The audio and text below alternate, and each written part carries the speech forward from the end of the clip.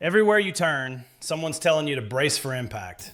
It's in the headlines, flashing across your screen. Global collapse imminent. Deep recession looms. Markets on the brink. You hear it from commentators. You see it in the worried faces on TV. They all say a global economic catastrophe isn't a matter of if, but when. That 2025 is the year it all comes crashing down.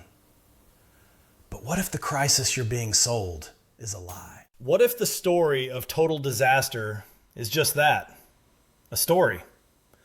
One perfectly engineered to grab your attention, to make you click, to make you afraid. Today we're pulling back the curtain on that story. We're going to expose the 3 biggest myths behind the 2025 doomsday headlines. And more importantly, we're going to show you the real numbers that paint a picture not of a global disaster, but of a global slowdown.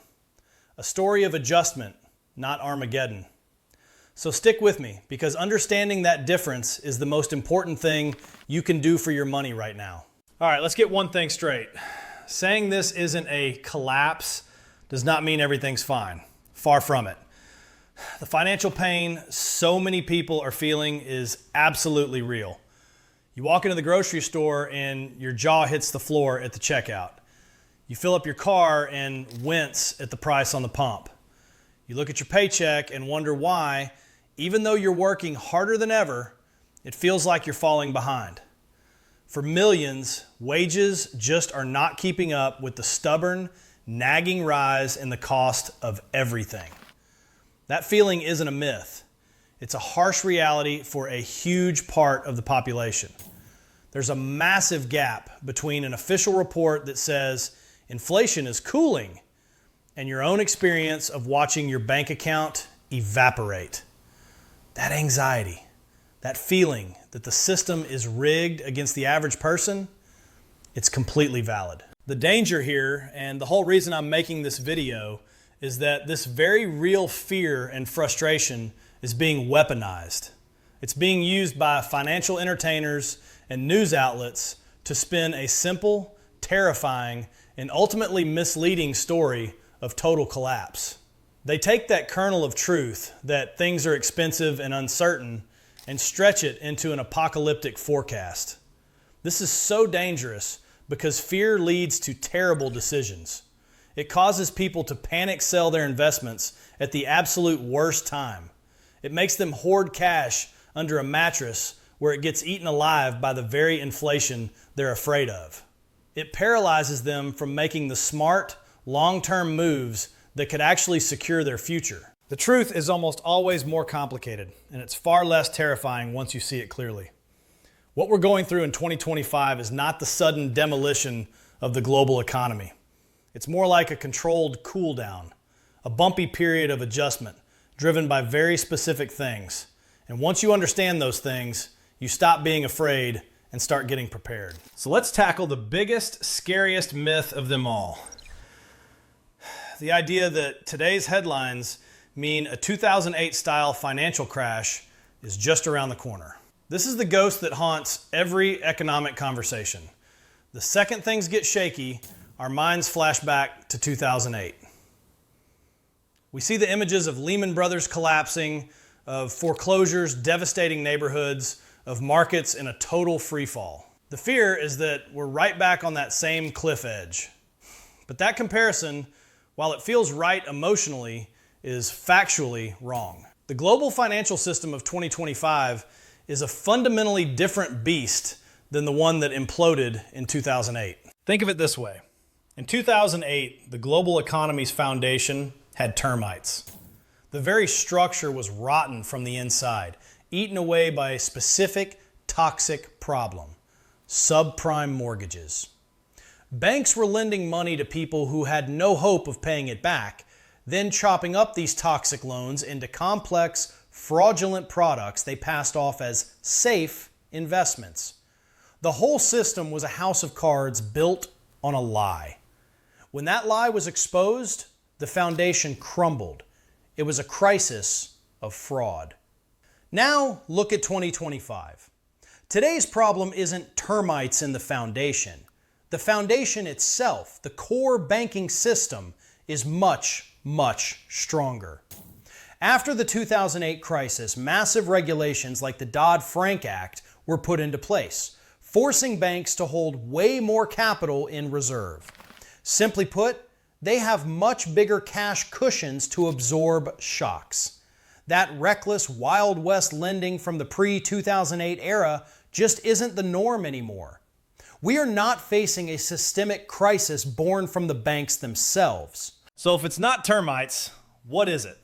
Today, the economy is weathering a bad storm. The foundation is solid, but we're being hit by powerful outside forces. The main driver of this slowdown isn't a banking collapse, but a deliberate and dramatic shift in global trade policy, specifically the widespread use of U.S. tariffs. These are basically huge taxes on imported goods, and they send ripples across the entire global economy. One analysis estimated the effective tariff rate has shot up to its highest level since 1943. This is like throwing a wrench into the gears of global supply chains. It makes things more expensive to build, it strains international relations, and it directly raises costs for businesses and for you. Studies project these tariffs act as a major tax hike on the average American household, hitting your wallet and fueling inflation. This isn't some hidden, complicated crisis. It's a visible policy choice with predictable, painful consequences. We're seeing global trade slow down, investment put on pause because of uncertainty, and a drag on global GDP. And while it's true that the global debt to GDP ratio is alarmingly high, even higher than in 2008, the kind of debt is different. There's less of that ticking time bomb subprime debt and more government debt that was issued to fight off previous crises. The risk today isn't a sudden 2008-style meltdown, but a slow, grinding slowdown as the world adjusts to this new era of protectionism. The official forecasts reflect this. JP Morgan, for instance, has lowered the probability of a U.S. recession in 2025 down to 40% from 60%, predicting a period of sluggish growth, not an outright collapse. And that's the key difference, a painful slowdown, not a catastrophic implosion. This leads us right into the next big myth, the idea that the entire global economy is sinking together, like a ship flooding in every room at once. You see a headline about manufacturing slowing in Germany or the property market struggling in China, and the message feels clear. It's happening everywhere. It creates this sense of hopelessness, that there are no safe harbors and the whole world is in a downward spiral. But when you look at the actual data, you see that the global economy isn't one big thing. It's a complex ecosystem of countries and industries all moving at different speeds. What we're seeing in 2025 isn't a synchronized collapse, but a story of radical divergence. Let's start at the top. Forecasts for global growth in 2025 from major institutions like the IMF, World Bank, and others aren't negative. They are positive, expected to land somewhere in the 2.3% to 3.2% range. Now make no mistake, that is slow. It's below the pre-pandemic average and represents some of the weakest growth we've seen in years outside of a major crisis. But it is still growth. It's not contraction. A world economy growing at over 2% is not a world in collapse. The real story is what's happening underneath that average. It's a tale of different economies on wildly different tracks. For example, the IMF projects advanced economies like the US and Europe to grow at a sluggish pace of around 1.5%. while emerging markets are expected to grow at a much healthier 4%. Let's break that down even more. There's a clear split between the major economic blocs. The United States has been surprisingly resilient with a strong job market, but it's now feeling the pinch from its own tariff policies. The Eurozone is on weaker ground, fighting high energy costs and slowing trade, with growth expected to be modest at best. Meanwhile, Asia is a total mixed bag. China's economy is wrestling with a major structural shift away from real estate, with its government using stimulus to keep growth around 4.5%. At the same time, other parts of Asia, like India, are forecast to be among the world's fastest growing major economies, expanding at over 6%. Many low-income countries are even projected by the World Bank to see growth speed up to over 5%. This is not a world sinking together. It's a world rebalancing. And this divergence isn't just about geography. It's also about industries. The slowdown is hitting some sectors much harder than others. Manufacturing, for example, is in a clear slump. That makes perfect sense. It's the industry most exposed to the friction of tariffs and messy supply chains. When it gets more complicated to move physical goods across borders, factories slow down. But at the same time, the service sector, things like travel, healthcare, and digital services, has stayed remarkably strong in many countries. This is a key reason why unemployment has stayed pretty low in many places, even as manufacturing gets hit. It creates that weird situation where you hear about an industrial recession on the news, but you still see help wanted signs all over town. It's a classic sign of an adjusting economy, not a collapsing one. So when you hear the world is falling apart, ask yourself, which part? The story of 2025 isn't one big, simple story. It's thousands of smaller, more complicated ones. This brings us to the final and most dangerous myth. The belief that you are powerless. That when you see these scary headlines, your only option is to curl up in a ball and hope for the best. This narrative is so destructive because it makes you either freeze up or panic, the two worst things you can possibly do. It convinces you that your only choices are to do nothing, paralyzed by fear, or do something drastic and irrational, like yanking all your money out of the market right at the bottom. It makes you feel powerless. And it's completely false. Periods of economic adjustment are not times for panic. They are times for preparation. They are not times for helplessness. They are times for smart moves. The fearmongers want you to think about surviving a crash. A reality-based approach is about thriving in a slowdown. And those are two totally different mindsets. Surviving means hiding in a bunker. Thriving means building a stronger house. So what does building a stronger house look like? It means rejecting helplessness and taking control of what you can actually control. Here are the moves that shift you from a position of weakness to a position of strength. First, build your cash fortress. In uncertain times, cash is not trash. Cash is power. It's opportunity. Having a solid emergency fund with 3 to 6 months of living expenses is the foundation of financial security. It's what lets you handle a job loss or a surprise bill without taking on crushing debt. But in a slowdown, cash is also an offensive weapon. Downturns are when assets go on sale. Stocks get cheaper. Opportunities pop up. The people who have cash on hand are the ones who can seize those opportunities, laying the groundwork for massive future wealth. Second, be an investor, not a speculator. The myth of the crash tells you to sell everything.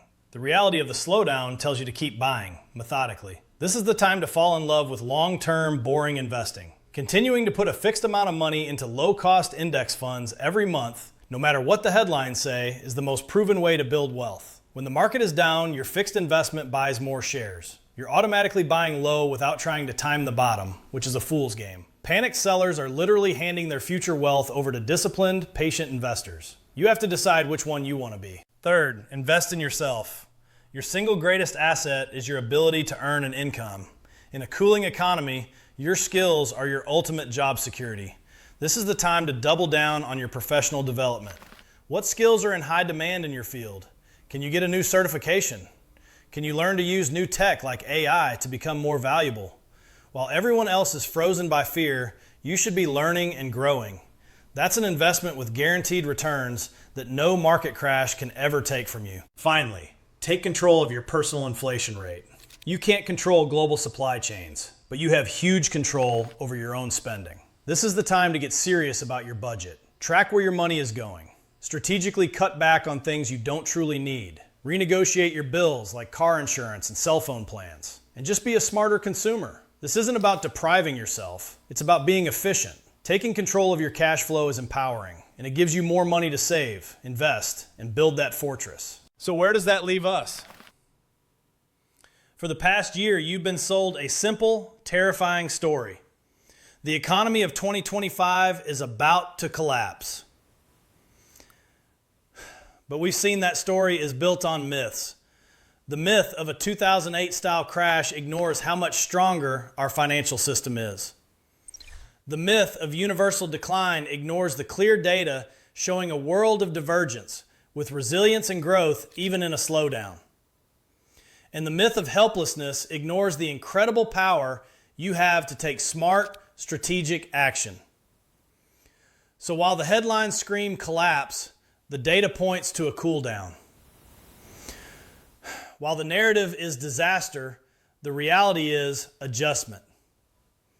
2025 isn't the end of the world, it's the world changing. The global economy is being reshaped by big forces like trade policy and shifting geopolitics, and that process creates bumps in the road. But it is not breaking. Don't let fear dictate your financial life. Don't let the doomsayers on social media push you into panic decisions.